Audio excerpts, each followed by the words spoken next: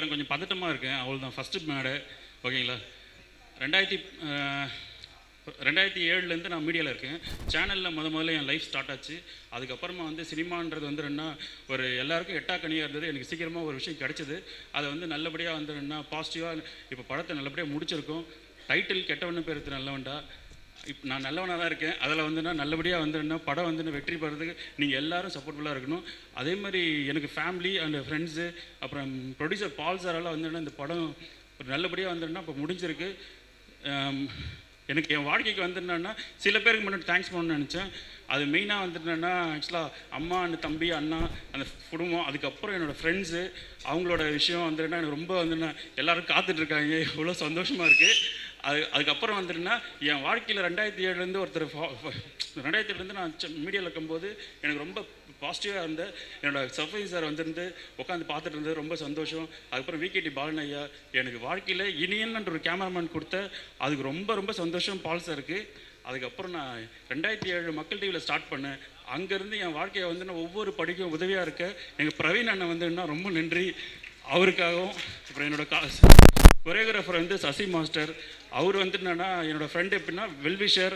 அவன் என்னன்னா எல்லா கஷ்டத்துலேயும் கூட இருக்கான். இது அதுக்கப்புறம் என் ப்ரொடியூசர் தான் என்னன்னா இந்த படத்தை ரிலீஸ் பண்ணுறதுக்காக அவ்வளோ போராடிட்டு இருக்காரு. அவ்வளோ கஷ்டப்பட்டு ஒரு விஷயம் எல்லாத்தையும் எடுத்துகிட்டு இருக்காரு.